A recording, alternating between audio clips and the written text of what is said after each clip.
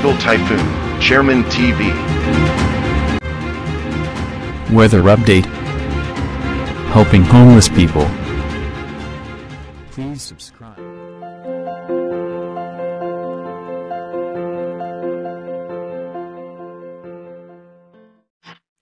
Magandang umaga po. Ito po ang latest update natin ngayong araw, August 3, 2025.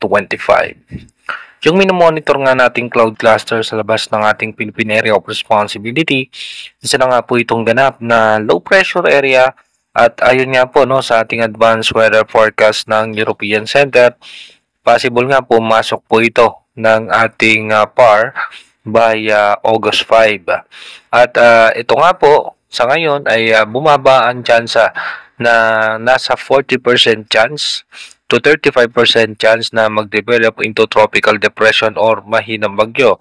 Pero hindi pa rin natin inaalis ang posibilidad na magbago pa rin yan dahil nga po malayo pa itong ating minomonitor na sama ng panahon. Patuloy naman po na nakakaapekto sa ating bansa itong habagat dito naman po sa parte ng extreme northern Luzon at ilang bahagi ng Cagayan Valley at Ilocos region. Asahan naman natin yung localized thunderstorm sa parte ng Metro Manila at magiging maayos at magandang lagay ng panahon, maalinsangan dito nga po sa parte ng Bicol region, Visayas at maging sa parte nga po ng Mindanao. Iba yung paghahanda nga po sa ating mga kababayan para nga sa posibleng panibagong sama ng panahon na posibleng makaapekto sa ating bansa. At by August 15 naman, magkakaroon din ng panibagong sama ng panahon or posibleng bagyo dito naman sa parte ng West Philippine Sea, pero ito'y patungo naman sa may parte ng China. Dito nga po sa ating advanced weather forecast, dito makikita nga po natin yung pagkilos ng low pressure area. Nabagal nga po yung pagkilos nito. Pagdating nga po ng August 4, ito po ay dahan-dahan paangat. At pagdating naman po ng August 5, possible nga po morning or afternoon, pumasok po ito ng ating Philippine Area of Responsibility.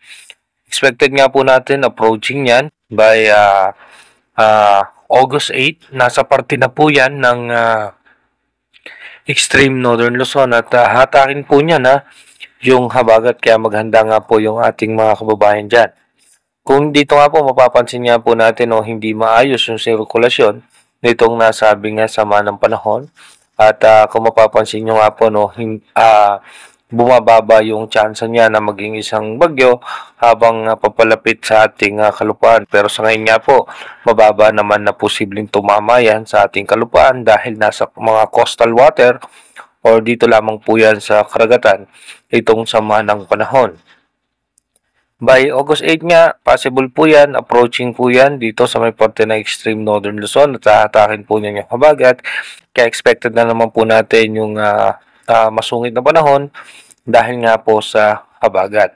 Pero again, hindi pa rin natin naalis yung posibilidad na magbago po yan at mag-develop bilang isang bagyo. Kaya manatili tayong maganda at tumutok sa ating advanced weather forecast para malaman nga po natin kung anong ba yung mga posibleng senaryo nitong nakikita natin na ngayon na sama ng panahon na makakaapekto sa ating bansa. At dito naman po by August 15, magkakaroon nga po tayong low pressure area sa parte ng West Philippine Sea at posible po yan maging bagyo. Ito po medyo mataas ang chance na posible maging bagyo yan pag nasa papalabas na or nasa labas na ng ating Philippine Area of Responsibility at ito naman po ay patungong China. Again, inuulit ko po yung ating advanced weather forecast is possible scenario pa lamang po yan. Malaki pa rin po ang posibilidad na magbago po lahat yan. Kaya manatili po tayong tumutok sa ating advanced weather forecast para malaman natin yung mga posibleng sama ng panahon na makakaapekto sa ating bansa. Mag-iingat po tayo palagi.